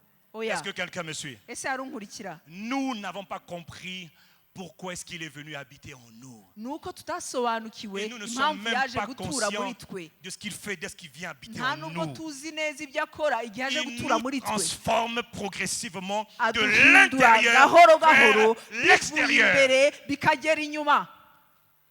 Ce qui est terrible, c'est Ibiteye quand ubwoba l'onction extérieure commence à agir, nuko igihe amavuta alors que y'inyuma l'onction atangiye intérieure n'a pas kugaragara, encore agi. nyamara amavuta y'indani atarakora, Tu deviens un sujet de catastrophe, utangira de honte guhinduka pour le nk'ikiza. royaume. Voilà pourquoi, mes Uhindukira frères, ikiza faites abandi. attention. Tout ce qui brille n'est pas de l'or. Niyo mpamvu bavuga ngo ibirabagirana byose si Power, zahabu. power, power, power.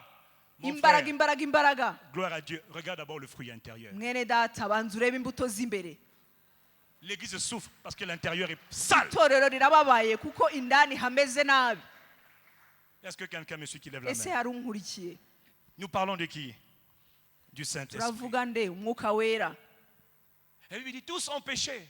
Bibiliya Ils sont avuga ngo privés bose de la gloire de baracumuye ngo bajya kure Ça c'était y'Imana. hier.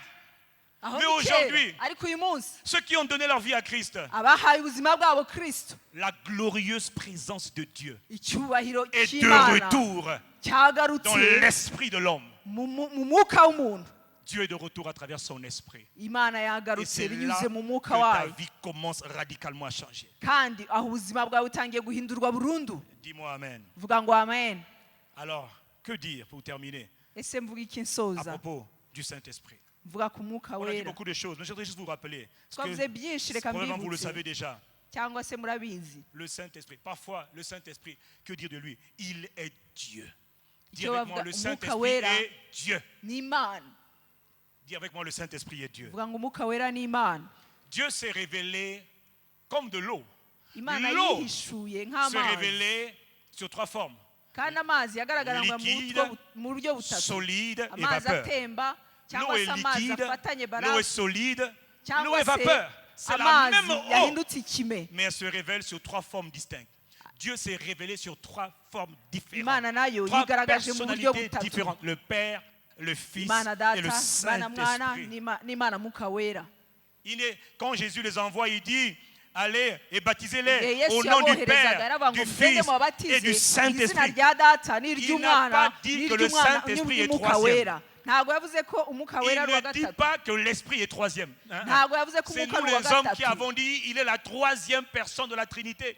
Ni Mais twebwe nulle part abantu il est dit qu'il est la twavuze ngo troisième niwe personne de muntu la wa Trinité. gatatu w'ubutatu, Il est l'une des personnes de la Trinité, ahubwo avec ni le umwe mu Père et bantu avec le Fils. b'ubutatu Quelqu'un bagize me dit ubutatu Amen. hamwe na data Il y a n'umwana. une multitude de passages qui prouvent que l'Esprit de Dieu est aussi appelé le Hari Seigneur. ibyanditswe Voilà pourquoi byinshi quand on bivuga lit ko la umwuka parole, w'Imana on yitwa doit faire la umwami. différence. Quand on parle du Seigneur, on doit savoir de qui on est en train de parler actuellement. Bivuga Quand ngo on dit que le tugomba Seigneur, kumenya iyo bavuze umwami le uwo Seigneur bari travaillait kuvuga. avec eux pour confirmer la parole. Ngo Qui travaillait? Le Seigneur Saint-Esprit. Umwami Dis-moi Amen. yakoranaga nabo kugira ngo abahindure. Ese n'uwuhe mwami? Ni il umwuka wera, est l'Esprit de Jésus. ni umwuka wa Yesu.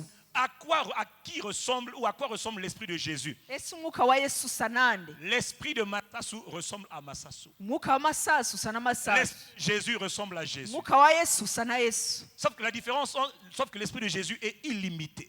Itandukaniro nuko partout au umwuka wa monde. Yesu utagira imbibi. Il est à Kigali, il est à Bujumbura, il est Uri à Kigali, Brazzaville, il est à uri Libreville, Bujumbura, uri il est à Togo, Brazzaville, il est à uri Lomé, Libreville, il est à uri Cotonou, hose. il est à Porto Novo, il est à Lagos, il est à Abuja, il est à Paris, il est à Bruxelles. Au moment où on se parle, il est en train de guérir, il est en train de restaurer, il est en train de libérer. tuganira Au arimo même arakora, moment arimo où nous sommes arakiza, là, arimo le arasana. Saint-Esprit est Uwo partout. mwanya akanya igihe cyose abera hose icyarimwe. Quelqu'un me dit Amen. Agira umubwira ngo amen. Mais le Saint-Esprit est Ariko Dieu. umwuka wera Dis avec ni moi, le Imana. Saint-Esprit est Dieu. Vuga ngo umwuka wera ni Imana. Le Saint-Esprit est Dieu. Umwuka wera ni Il Imana. possède des attributs que seul Dieu possède. Il est omniscient, omnipotent, tout-puissant, il est éternel, Ishobora etc. byose, abera hose Et quelqu'un a icyarimwe, dit, ahora iteka ryose. il est même sur la terre, il est le président, directeur général du programme divin. C'est-à-dire que sur la Niwe terre, tout se fait uhagarariye par lui. gahunda y'ubumana ku isi. Frère, rien ne se fait sans lui. Bene data nta kiba Adorer atakitegetse. Dieu, tu ne peux pas le faire sans le Kuramya Saint-Esprit. Imana ntiwabikora udafite umwuka Aimer wera. Dieu, tu ne peux pas aimer Dieu sans le Gukunda Imana Saint-Esprit. ntiwayikora Obéir à Dieu, udafite tu ne umwuka peux pas wera. obéir à Dieu sans le Saint-Esprit. Ntiwakumvira Imana udafite umwuka wera. Là où l'Esprit n'est pas là, c'est la religion. Aho umwuka Mais quand w'Imana l'Esprit est là, atari c'est la vie idini. divine. Ariko aho umwuka w'Imana ari Dis-moi Amen. gahunda y'ubumana. Voilà pourquoi il est important de comprendre. Il a dit, ce n'est jamais par ta force, jamais par ton intelligence, jamais Niyo par tes mpamvu ni diplômes, ngombwa kumva ko jamais, atari jamais, kubera imbaraga jamais. zawe. Ntukagendere Tout ku ce mbaraga que tu zawe veux cyangwa ubwenge devenir, bwawe. tout ce que tu veux accomplir, Ibyo ushaka gukora byose tu peux le faire. ushaka kubikora Parce que le Saint-Esprit vient habiter en toi. kuko umwuka wera yabigushoboje atuye muri wowe. Le retour de la Kugaruka gloire à l'intérieur du temple. kw'icyubahiro Le mu retour nzu de Dieu y'Imana. dans son temple. Ne Kugaruka kw'Imana mu savez-vous pas, ngoro yayo. ne savez-vous pas Ntabwo que vous muzi êtes ko le temple, muri ngoro, la maison, inzu, l'habitation, ubuturo, le quartier général, aho le atuye, palais de Dieu sur terre? ingoro y'Imana ku savez-vous pas? isi? Ese ntabwo Ne mubizi? savez-vous pas? Ntabwo mubizi? C'est-à-dire, n'êtes-vous pas conscient? Ni ukuvuga ngo ese ntimubibona? La bataille de la nouvelle création, ta bataille, Intambara ton challenge, y'ibyaremwe bishya c'est un problème de conscience. ni intambara yo kumenya no kubona. Dites-moi, qui connaît sa date de naissance? Ese ninde uzi igihe yavukiye? Qui connaît sa date de naissance? Ninde uzi igihe yavukiye? Itariki ye Levez la main, y'amavuko? levez la main. Levez la Ashyire main. ikiganza hejuru. Qui connaît la date de naissance? Bon, comment tu connais? Comment tu la connais? Tu étais là? Tu étais là ce jour-là? Et je dis qu'il connaît, il ne doute même pas, il lève la main. Est-ce que tu étais là? Non, tu n'étais pas là. Mais tu vois, tu es conscient de ça. Et si je dis, mais tu n'es pas né ce jour-là, tu vas dire, non, je suis né tel jour, à telle heure, à telle année. Je suis né ça, c'est mon jour de naissance. Pourquoi? Parce que tu es conscient de ça. Et tu es conscient de ça parce qu'on te l'a dit, on te l'a redit, on te l'a redit, on t'a fait écrire. Tu as écrit ta date de naissance. Autrement dit, on t'a bombardé la même information. Le problème de l'église, il y en a même qui ne comprennent même pas que Dieu, qui a créé l'univers, vient habiter à l'intérieur de moi. Mais moi, je mesure 1m20. Je mesure 1m50. Comment Dieu fait pour habiter en moi? Ne savez-vous pas que vous êtes le temple de Dieu? Dieu est venu habiter en vous par son esprit. Quelqu'un me dit Amen.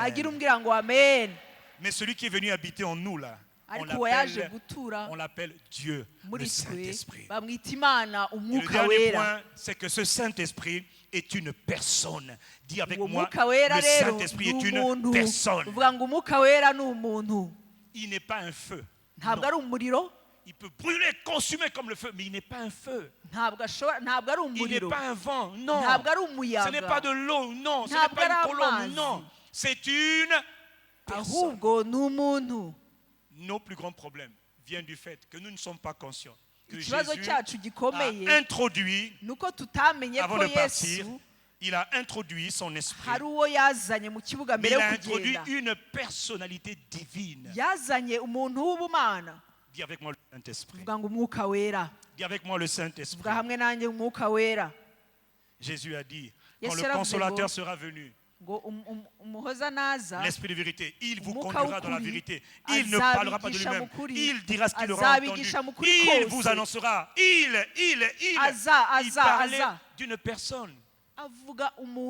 Est-ce que tu es conscient que Dieu est venu habiter en toi? Est-ce que tu es conscient que tu es le quartier général de Dieu sur la terre? Est-ce que tu es conscient que dans l'Ancien Testament, le peuple d'Israël, il transportait l'arche de l'Éternel.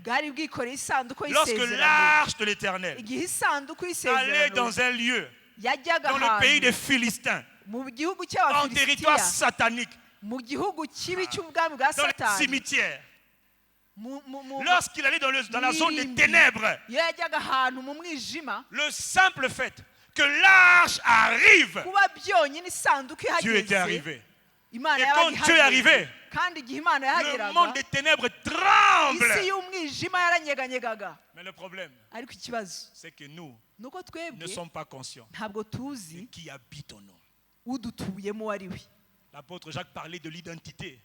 C'est le premier malheur de l'Église. Crise identitaire. Nous ne savons pas à qui nous sommes. Quelqu'un me dit aïe.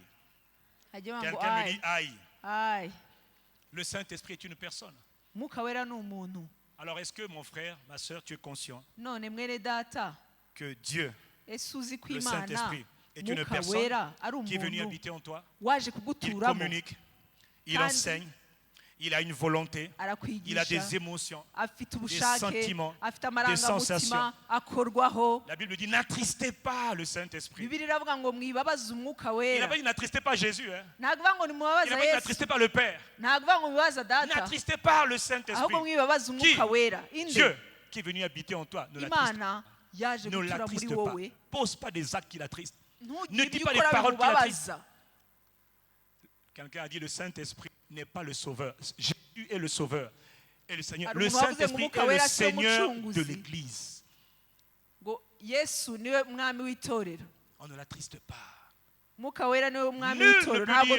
Personne ne peut dire Jésus je t'aime. avec son cœur. On peut le dire avec la bouche. Personne ne umutima peut le dire wawe avec le wabivugisha akanwa cœur kawe si ce n'est par le Saint-Esprit. ariko ntawabivugisha Personne umutima ne peut atabikoreshejwe adorer n'umwuka si ce n'est pas wera le Saint-Esprit. ntawabasha kuramya Personne ne peut prier atabikoreshejwe réellement n'umwuka le wera Père si ce n'est pas le ntawashobora Saint-Esprit. gusenga imana by'ukuri Personne atabikoreshejwe ne peut n'umwuka wera intercéder si ce n'est pas le Saint-Esprit. ntawakwinginga Autrement atabikoreshejwe dit, tout n'umwuka se fait wera par lui, en lui, pour lui, bivuze ngo à travers byose lui. bikorerwa muri we Tout, binyuze muri c'est par we lui. La byose clé, j'ai découvert niwe binyuramo que le secret icyo nabonye pour réussir dans la vie, ibanga ryo gutsinda mu j'ai buzima découvert, icyo nabonye c'est la communion ni ubusabane profonde ni ubusabane Intime. bwimbitse avec le Dieu qui est venu habiter en moi. hamwe na ya mana yaje gutura muri L'Esprit de wowe Jésus.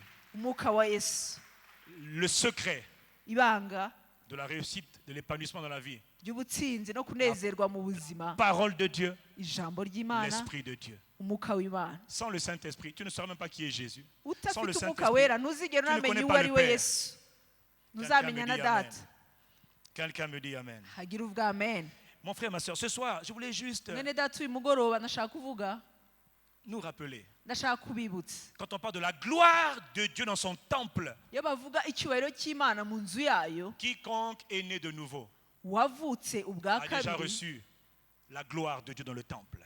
yakagombye Le kuba temple, c'est toi, kwakira c'est toi, c'est wavutse moi, ubwa c'est kabiri toi. yakiriye Le temple, c'est icyubahiro toi. Et cy'imana la gloire, mu c'est la nzu yayo présence inzu y'imana glorieuse ninde de ni wowe Dieu. Elle est déjà de retour. Le problème, c'est que dans la vie de beaucoup Imana d'entre nous, yaragarutse, ça ariko ne se ikibazo, manifeste pas. Pourquoi? ntabwo bigaragara que kubera ko Nous ne sommes pas conscients ntabwo que tubizi l'Esprit de Christ, ko umwuka venu wa habiter en nous. kristo waje gutura nous ne muri savons twe pas comment faire pour nourrir, pour maintenir, pour ntabwo développer tuzi ko la twawugaburira communion, la kugira ngo communion, la tuwurinde communion, turinde l'intimité, ubusabane l'intimité, l'intimité kubana n'umwuka avec wera la personne du Saint-Esprit. hamwe n'uwo muntu Dis avec umwuka moi le wera Saint-Esprit. vuga ngo umwuka wera Dis avec moi le Saint-Esprit. vuga hamwe nanjye umwuka wera Acclame komera amashyi le Saint-Esprit. umwuka wera Il est l'Esprit de Jésus. ni umwuka w'imana yera Inclinons la tête, s'il vous plaît, en signe de révérence envers Dieu. Inclinons la tête simplement. Inclinons la tête là où nous sommes. reka dusenge Tu vois, aujourd'hui, ce soir, uyu munsi uyu mugoroba Dieu parle tantôt d'une manière et tantôt d'une autre. Et Dieu imana dit, ivuga mu buryo bumwe la cyangwa raison pour ubundi laquelle beaucoup ne sont pas épanouis, ils ont impamvu méprisé, benshi ils ont batanezerewe négligé, ils ont oublié batesheje agaciro baribagiwe que le don, le ko cadeau le impano plus précieux de Dieu, impano c'est ikomeye son iruta esprit. izindi C'est imana lui-même. yaduhaye ni umwuka Parce que le wayo Saint-Esprit, kuko umwuka il wera est le Père en toi. ni data Il muri est wowe Christ en ni toi. kristo muri Il est wowe l'Esprit de Christ. ni C'est le umwuka Christ wa qui vient habiter kristo en toi. ni kristo C'est yaje le Père gutura qui vient muri habiter en wowe toi. ni data Par yaje son gutura esprit. muri wowe anyuze mu Aujourd'hui, mwuka we quand uyu il dit munsi cherchez d'abord le iyo bavuga ngo royaume de mubanze Dieu mushake mbere na et mbere sa ubwami justice, bw'imana no et tout vous sera gukiranuka donné. kwayo Il ngo de maze chercher ibindi byose la personne, bizabahabwa la baba présence, bavuga de gushaka chérir uriya l'intimité muntu kubaho du Saint-Esprit. k'umwuka Il wera no est la gusabana personne à nawe rechercher. niwe Il muntu est ukwiriye l'Esprit de Jésus. gushaka Il niwe est mwuka Jésus wa présent yesu par son yesu esprit. ubwe Il ne vient pas pour te glorifier. ntabwo aje Il kugira vient ngo pour glorifier akuzamure Jésus. ahubwo Il aje donne kugira ngo gloire à azamure Jésus. yesu Jamais le aje kugira ngo aheshe Saint-Esprit yesu n'élèvera icyubahiro un homme de nta Dieu. na rimwe Il umwuka élève wera le nom de Jésus à travers azazamura l'homme umuntu de Dieu. w'imana Il umwuka wera n'élève pas azazamura l'homme. imana Il ubwayo élève le nom de Jésus à travers l'homme. Le azamura izina rya Saint-Esprit. yesu binyuze mu muntu Cherche-le. Engage-toi à le chérir. umwuka wera Engage-toi à le mushake connaître. Il est yiyemeze une personne kumushaka et il yiyemeze est Dieu. kumukunda S'il est kuko Dieu, ni imana où est rero l'honneur que tu lui niba ari donnes? imana S'il est ese Dieu, ni ikihe où est cyubahiro l'honneur umuha qui lui est dû? S'il est Dieu, ese niba ari la imana gloire, la icyubahiro présence glorieuse kubaho de Dieu kwe est revenue dans le temple. Dans le kwagarutse mu temple. nzu yayo Seigneur, nous voulons te rendre gloire. mwami turashaka Nous voulons te gushima dire merci. turashaka gushima Tendre Père, mwami mwiza tendre Seigneur Jésus. mwami mwiza Tu es yesu présent en moi. Tu urahari es muri présent en jye nous. Le uri Père muri est dans les cieux. twebwe Le data ari Christ mu Jésus ijuru est assis à la droite du kristo ari Père. iburyo bw'imana Et celui qui est data venu habiter en nous, ariko waje gutura c'est le muri twe glorieux, c'est le majestueux, Oh, c'est le nuwe redoutable, le nyir'icyubahiro merveilleux wa wundi uteye Saint-Esprit. ubwoba mwuka Tu es wera bienvenu, mwiza Esprit de Jésus. uhawe ikaze Si mwuka ailleurs wera on t'a fermé w'imana la porte, niba si ailleurs ahandi tu as été rejeté, si baragufunze ailleurs tu as été umuryango niba ahandi oublié, barakwirukanye niba cher ahandi waribagiwe Saint-Esprit, Jésus t'a attendu 30 ans. yesu yagutegereje Il imyaka t'a mirongo attendu itatu 30 ans. yagutegereje imyaka Et mirongo nous ne itatu voulons pas de toi.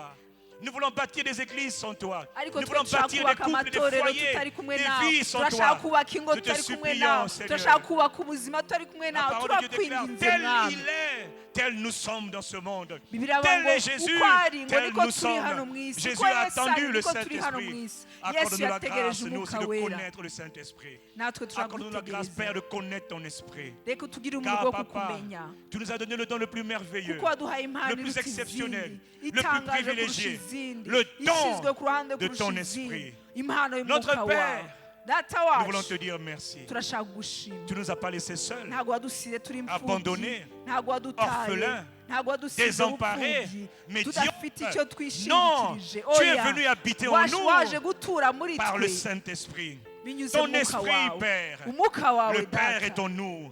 umwuka Le wawe Christ est en data nous. data ari muri Par twebwe le Saint-Esprit. yesu ari muri twebwe Nous binyuze mu mwuka t'honorons. wera Nous te tuguhaye reconnaissons. icyubahiro Nous te turaguhaye chérissons. icyubahiro Nous turagukunze t'adorons. cyane Nous turagushyize t'aimons. hejuru Nous t'oublions pas. turagukunda Oh, Esprit ntabwo de dushaka Jésus. kukwibagirwa mwuka Magnifique wa Esprit yesu de Dieu. reka Tu es wigaragaze bienvenu ce soir. urahawe ikaze Nous kuri uyu t'honorons. mugoroba Nous te turaguhaye célébrons. icyubahiro kandi Nous t'aimons. turakuzamuye À toi la turagukunda louange. reka Notre icyubahiro Père, kibi cyawe notre data Seigneur Jésus, mu izina Seigneur cher Saint-Esprit, yesu umwami à toi wacu l'honneur, à toi la mwuka wera louange mwami wacu et à toi la ni gloire. wowe icyubahiro Maintenant et à gikwiriye jamais. ni wowe ukwiriye Merci icyubahiro de ce que tu ubu nous as ngubu fait n'iteka grâce, ryose parce que tu es turagushima l'esprit ko de la watugiriye grâce, neza tu es kuko l'esprit uri hano d'amour, uri tu es umwuka l'esprit uhari de foi, uri tu umwuka es wo l'esprit de kwizera puissance, uri umwuka tu es l'esprit de w'imbaraga sagesse, uri umwuka tu es l'esprit de w'ubwenge révélation. uri umwuka wo Rien ne se guhishurirwa passe nta kiba sans toi, utacyemeye cher Saint-Esprit. mwuka wera Nous mwiza t'honorons, nous te turagushimiye reconnaissons, nous te turakwemeye célébrons.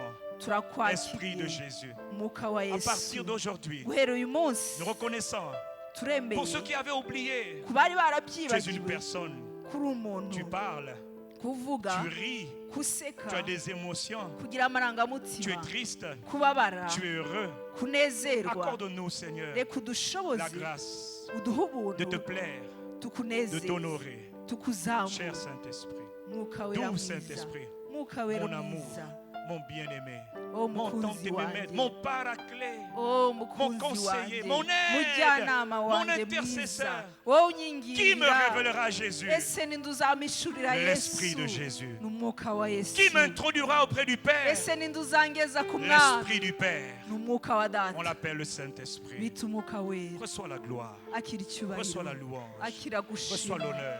akira gushima Dans le nom akira de Jésus le icyubahiro Christ. mu izina rya yesu Amen. amen Amen.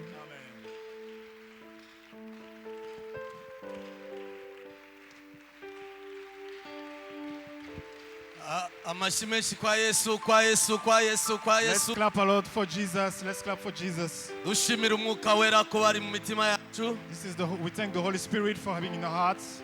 yesu abagire neza murakoze May God do good to you.